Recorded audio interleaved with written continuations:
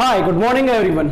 और आज हम आप लोगों के लिए लाए हैं एक ऐसी वर्ल्ड क्लास टेक्निक जो इंग्लिश बोलने के लिए सबसे ज़्यादा ज़रूरी रहती है। और एक ऐसी टेक्निक है, इस टेक्निक पर पूरी दुनिया काम करती है। बड़े बड़े बिजनेस जो स्कूल होते हैं, पर्सनालिटी डेवलपमेंट होते हैं, यहाँ तक कि फॉरेन के स्कूलों में भी इस टेक्निक को यूज किया जाता है। और इस टेक्निक का नाम मैं आपको बताऊं, इसका नाम है LSRW। LSRW। इससे पहले मैं आपको बता दूं स्टूडेंट्स लैंग्वेज के बारे में कि language is never learned, it is acquired. If one want to acquire the language, he or she should follow the natural way of the learning things. Okay? आपको बता दूं मैं छोटी सी बात कि जो लैंग्वेज आप सीखी जाते हैं, इंग्लिश लैंग्वेज, इसको किस तरीके से सीखा जाए आज हम आपको इस टेक्निक के जरिए बताएंगे। और ये टेक्निक है अपनी LSRW। L का मीन होता है यहाँ पर लिसनिंग, R का मतलब होता है, S का मीन होता है स्पीकिंग, और R का मीन होता है रीडिंग, और W का मीन होता है राइटिंग। तो देखिए, सबसे पहले आपको एक बात बताऊं कि my habits will change my life, कि मेरी आदतें मेरे जीवन को बदल देगी। अगर ऐसा है तो कमेंट बॉक्स में अभी आप लिखिए कि यस, कि मेरी आदतें मेरे जीवन को बदल देगी। तो सबसे पहले मैं बात करता हूं कि L stand for listening. Listening के बारे में बात करता हूं आपसे कि आप जहां कहीं भी कोई भी बात किसी से सुनते हैं, किसी भी तरह के इंग्लिश के अंदर कोई भी सेंटेंस सुनते हैं, वर्ड सुनते हैं, तो सुनी हुई बातें ज्यादा याद रहती है। और सपोज कीजिए कि आप मुझे एक बात बताएंगे कि आपके माइंड में क्या आप बार बार हिंदी ही सुनते रहेंगे? अगर आप बार बार हिंदी सुनते रहेंगे तो आपके दिमाग में चलेगा क्या, ये बताइए मुझे आप। अगर आपने अंग्रेजी कभी सुनी नहीं, किससे सुनना ही नहीं चाहते, तो वो आपके इंग्लिश कहां से दिमाग में आएगी? तो इसके लिए करना क्या है, आप ये ना सोचे, अपनी हेजिटेशन को हटाइए। जहां कहीं भी आपको सुनने के लिए वर्ड मिले, किसी भी जगह, चाहे वो आपको किसी भी, चाहे ट्रेन में यात्रा करते वक्त, या कोई टीवी में किसी से बातें करते वक्त, या फिर कोई आसपास में आपके और उसने अंग्रेजी बोल रहा है, कोई वर्ड बोल रहा है, तो तुरंत उस वर्ड को कैच कीजिए। और कैच करने के बाद उसका मीनिंग फाइंड कीजिए अपने घर पे जाके डिक्शनरी, और अब तो मोबाइल में भी डिक्शनरी आती है, आप मोबाइल से भी उसका ट्रांसलेशन देख सकते हैं। अब बताइए मुझे आप कि जैसे सपोज कीजिए कि क्रिकेट चल रहा है और क्रिकेट की कमेंट्री चल रही है, तो आपको करना क्या है कि क्रिकेट की जब कमेंट्री चले तो उसको अंग्रेजी में सुनना है, हिंदी में नहीं। और अंग्रेजी में आपको मालूम है कि जब वो जैसे जैसे एक्शन होता है, जो सीन होता है उसी समय के वो पूरा इंग्लिश में बोलते हैं, तो वहां जो वर्ड होता है जैसे कैच, अब वो कैच जब होता है तभी तो बोलते हैं कैच, तो उस ऐसे वर्ड्स को कैप्चर कीजिए। इसके अलावा भी और भी कई ऐसे इसके सॉल्यूशंस है लिसनिंग के कि आप घर बैठे हो, अगर आप टीवी देख रहे हो, कुछ मूवीज ऐसे आते हैं जिन मूवीज के अंदर सबसे नीचे सबटाइटल्स लिखे हुए आते हैं, और सबटाइटल्स जब वो सीन चलता है मूवी के अंदर, तो वो बोलते वक्त वो सेंटेंस यहाँ पर वो जो सबटाइटल्स है वो राइट होते जाते हैं। तो आप उनके मुंह से सुन रहे हैं, और सुनते वक्त आप ध्यान दीजिए कि वो क्या बोल रहे हैं, क्या तो वो यहाँ लिखा हुआ आएगा, आप उसको भी पढ़ते जाइए, तो साथ में आपका ये डबल काम हो जाएगा। और इसके अलावा भी अगर आप लिसनिंग के अंदर और भी कई जगह कोई बातें सुनते हैं, तो वो सुनकर के उसको नोट कीजिए कि इन्होंने बोला क्या था, और उसके बाद उसका मीनिंग फाइंड कीजिए। अगर आपको मालूम नहीं तो आप अपने टीचर से या किसी और से भी जानकारी ले सकते हैं, या मोबाइल पे सर्च कर सकते हैं, आप गूगल पे सर्च कर सकते हैं कि इसका मीन होता क्या है, ताकि वो वर्ड आपके समझ में आ जाए। और इसी तरह से मैं आपको बताऊं कि बहुत सारी जगह है जो हम कहीं भी ट्रेवलिंग करते वक्त या कहीं मूवी देखते वक्त कई लोग कई वर्ड बोलते हैं, तो उन वर्ड्स को सुनने के लिए हमारे लिए जरूरी है कि हम उन वर्ड्स का पता करें कि ये वर्ड्स कौन सा है, चाहे वो क्रिकेट की कमेंट्री हो, चाहे आप फुटबॉल मैच देख रहे हो।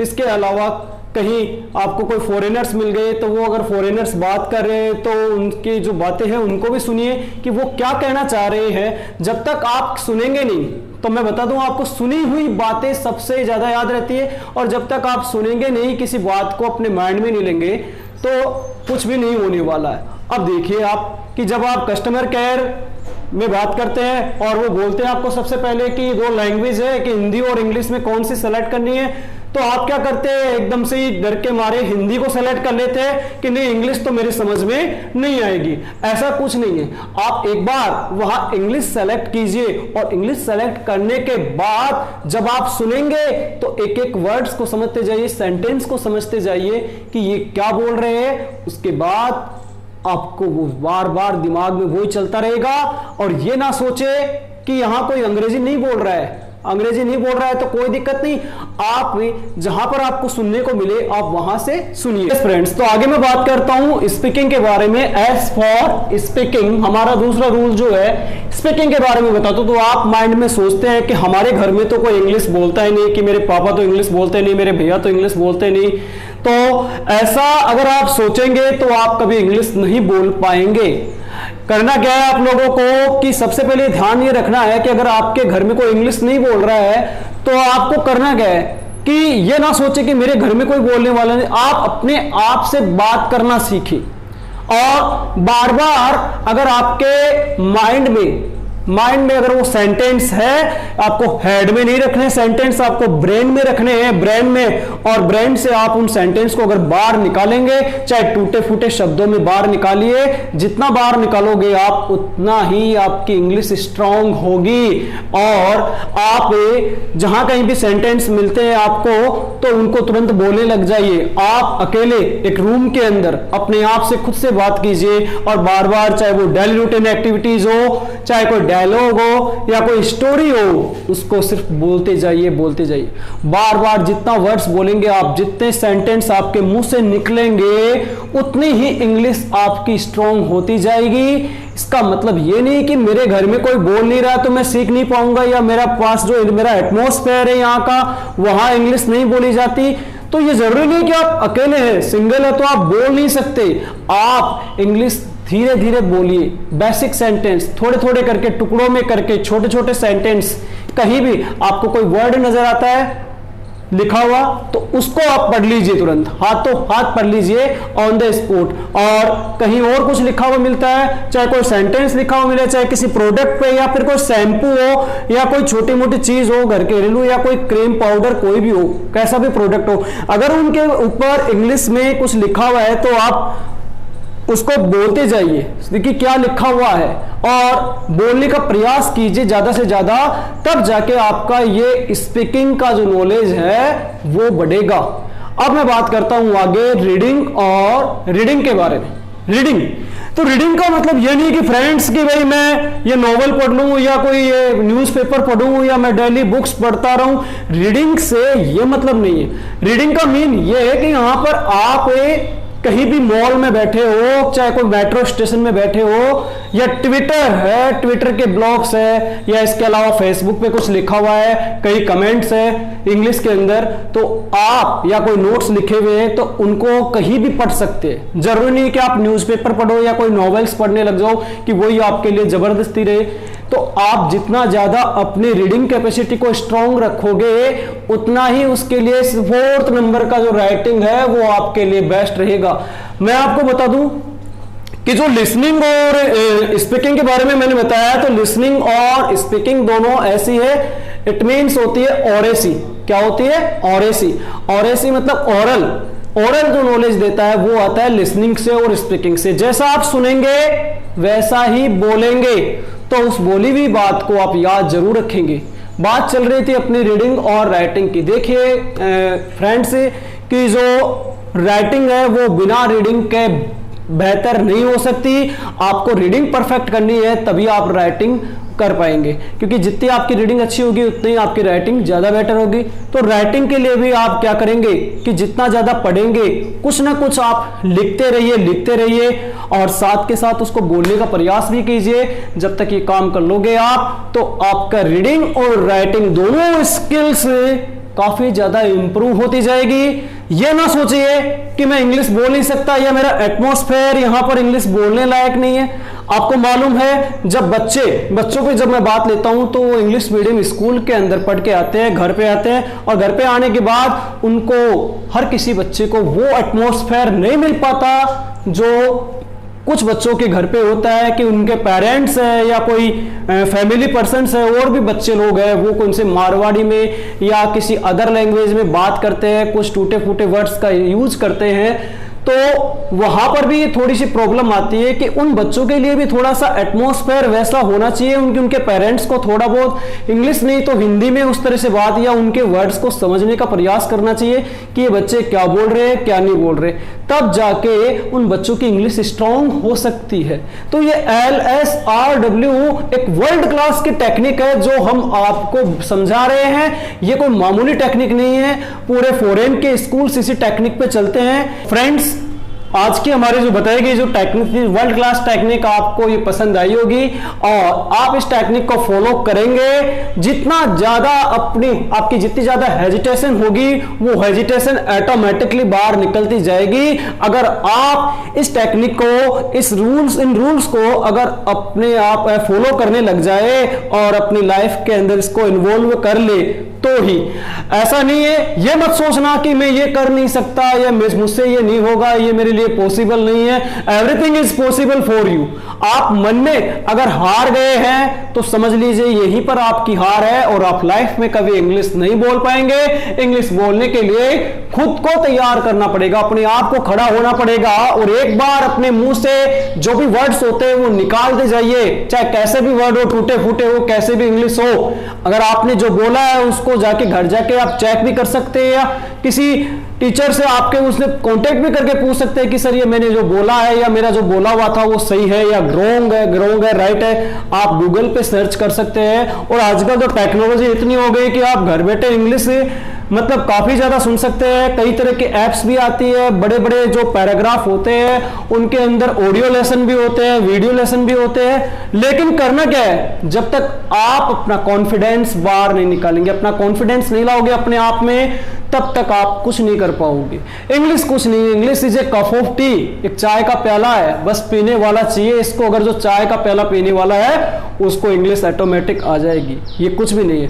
इंग्लिश के लिए आप ये आदत बना ले आज से ही। मैंने सबसे पहले एक सेंटेंस में लिखा था कि my habits will change my life, कि मेरी आदतें मेरे जीवन को बदल देगी।